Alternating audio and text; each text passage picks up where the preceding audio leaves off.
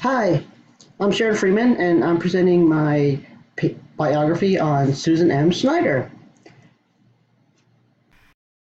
One of my favorite quotes from her book is ultimately knowing what drives us puts us in the driver's seat.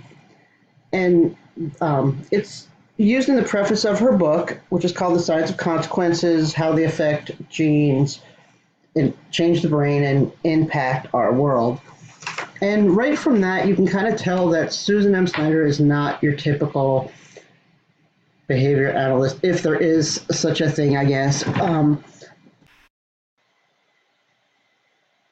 She didn't start off as in the behavior analysis field or even in the education field, which I find that pretty interesting.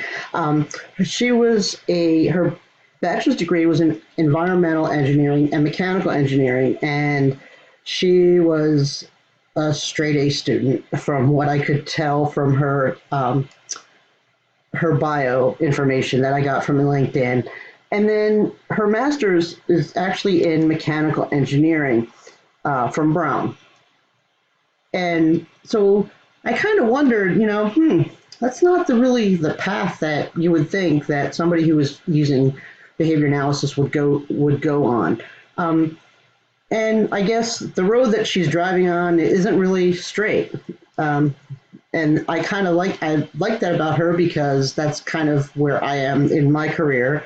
So the fact that she was studying something totally different and was able to see a way to incorporate behavior analysis into it is something that I find pretty admirable. Dr. Schneider's career has always been driven by her environmental activism. Currently, she's a scientist and works as a sustainability consultant for a local climate action coalition. And she states when she talks about that reinforcement principles are essential for sustainable behavior change. And her purpose for using behavior analysis in that area is to maybe change our way of behaving so that we don't damage the environment any more than it's already been. And I think she gets that from tying her environmental engineering background, her mechanical engineering background, and her background in education and psychology.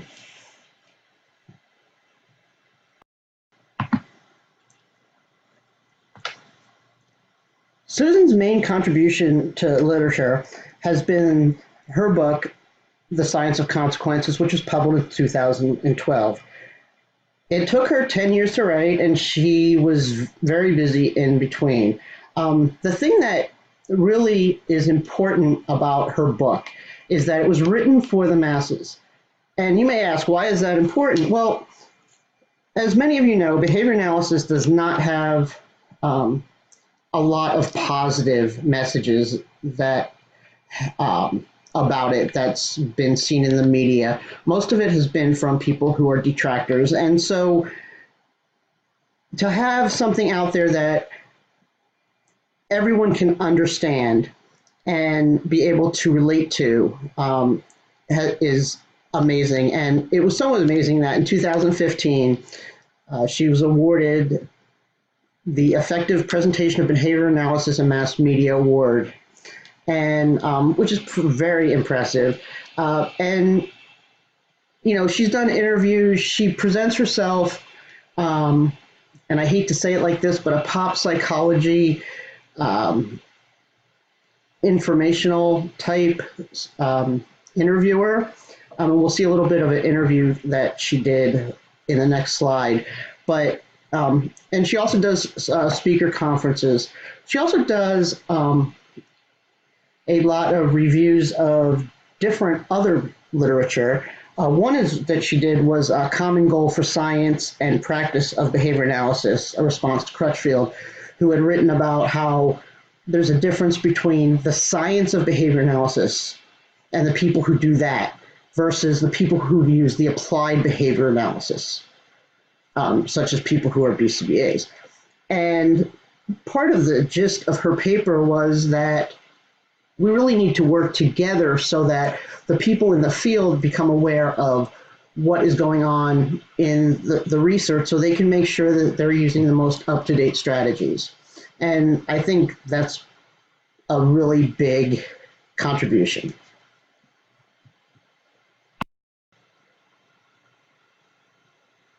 When I was looking into Susan Schneider and why she had possibly, what interest could she have had in behavior analysis, where she had ran into it, because I myself, being an education major for my bachelor's, it was actually called interdisciplinary studies.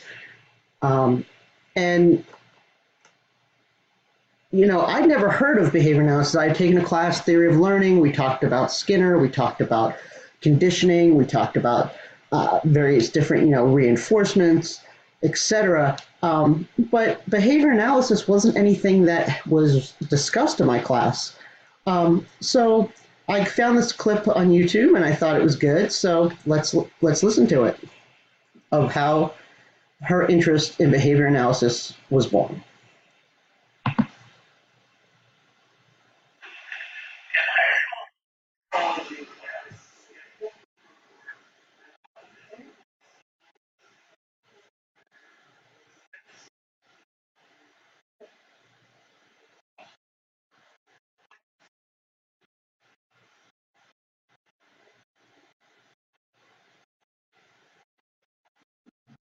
This should be the one. So that's the term, the whole person's life on the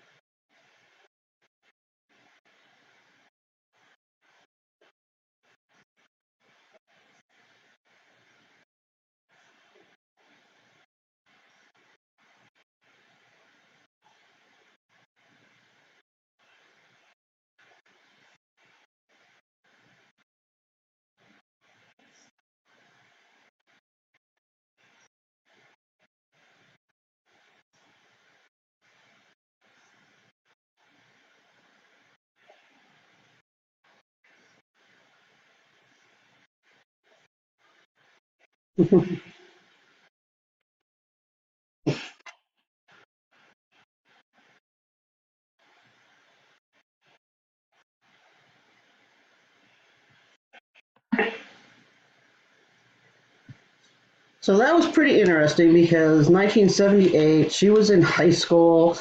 I don't know what most of you were doing in 78 or if you were even born, but in high school, I don't think I was writing to psychologists with my ideas. So that's super impressed with that. Okay, so the question answered that was asked previously was definitely one of my mock interview questions that I planned on asking. Some of the other questions that I came about was after reading some of her book, and one of them was, can the effect of consequences be reversed if behavior that came from that consequence is maladaptive? And I guess that would work either way, because if you can you change, will the effect of consequences change a behavior from adaptive to maladaptive? Um, and then my next question would be, with your specific focus on behaviors regarding the environment, what is the biggest hurdle tackling climate change, and really how do we change the behavior of people to help prevent climate change? And then the other one was about neural configurations, which she talks a lot about in her book. And my question was, the neural configurations changes that change in our brain.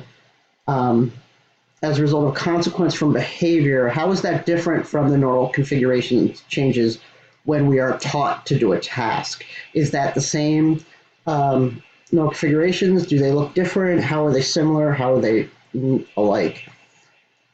And then my next question was regarding mechanical engineering and behavior analysis, which she talks about a little bit, but they seem like very different fields. Then how are you able to blend them together? And I think she goes into that a little bit in the clip that you saw.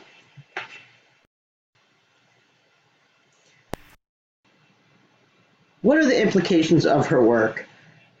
She's opened up new avenues of study in behavior analysis. She's using behavior analysis in a way that hasn't been done before. We're used to seeing behavior analysis being used in people with autism, with people with behavioral issues, and to see it used on a whole different level to change people's behavior regarding environment and climate, and why it's important that we treat our planet better and do better, and prevent future issues from happening with the climate, what can happen as a consequence of our actions now. And then positively advocating, and I think that goes hand in hand with opening up new avenues. When I was going to school and I got my degree in interdisciplinary inquiry, and we didn't learn about behavior analysis. We learned very little about behaviorism. It was thought to be very basic, and that, we've moved on. We're not animals. Humans are not animals. We don't follow those same behavioral rules. And so I didn't really find out about behavior analysis until probably 8 months ago, which, it seems like a long time that I've been working in this field, but it's really not at all.